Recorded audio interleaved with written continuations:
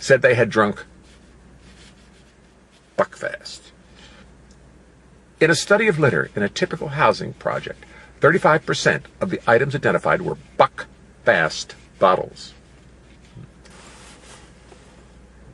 And the police in the depressed industrial district of Strathclyde recently told a BBC program that the drink had been mentioned in 5,638 crime reports between 2006 and 2009, and the bottles used as a weapon in 114 of them. The bottle is dangerous. Wow. Okay. J. Chandler and Company, which distributes the drink, said that Buckfast accounted for less than 1% of the alcoholic beverage market in Scotland. I was being unfairly singled out.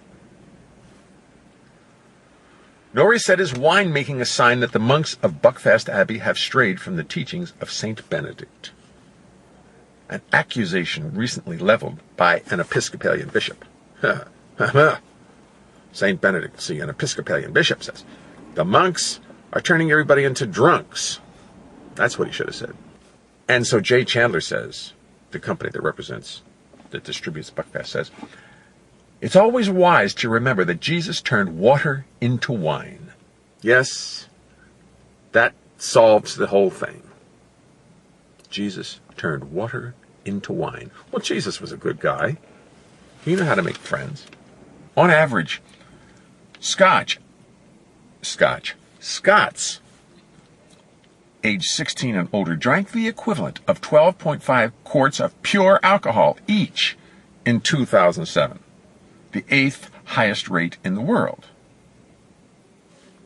Only 8th? I wonder what the highest rate is. I'd like to find out.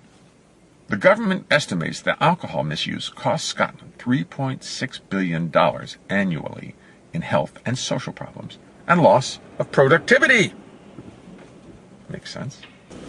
There's no question that Buckfast, with its combination of alcohol and caffeine, is a mood improver.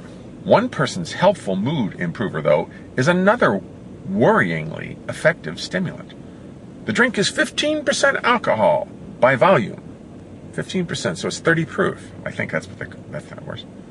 Also, each 750 milliliter bottle contains as much caffeine as 8 cans of Coke. Woo-wee! It'll blow your head off, said James Grimson, smoking a cigarette outside a pub near the center of Coatbridge recently. Speaking of Buckfast, it's why a lot of fights happen around here on Saturdays, said Umar Ansar, who works at a newspaper store in town. The drink is favored by young, rowdy men with a taste for making trouble. Neds, they are called, in Scotland. Hardcore aficionados drink 2 or 3 bottles in succession. Write down. Ooh. Hardcore aficionados drink 2 or 3 bottles of Buckfast in succession. Write down. They say it doesn't taste the same out of a glass. Right. They're after the taste. It goes straight to your head, said Martin Rooney, age 48, but it's not my cup of tea. Mr. Rooney noted that his cup of tea is half a bottle of vodka a night. Ouch. 5 years ago, Cathy Jameson, same name as the Scotch, who was then Scotland's Justice Minister, said that Buckfast was related to antisocial behavior, and she called on liquor stores to limit or ban sales of the drink. But Miss Jameson's message was diluted by the boisterous presence of a group of local youths who surrounded her chanting, "Don't ban Bucky! Don't ban Bucky!" as she spoke. And the plan backfired anyway. Regional sales of Buckfast soared.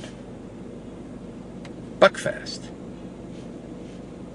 It's got to be available here in the United States. Don't they export it? I would think it would just be so popular. I gotta see. Buckfast.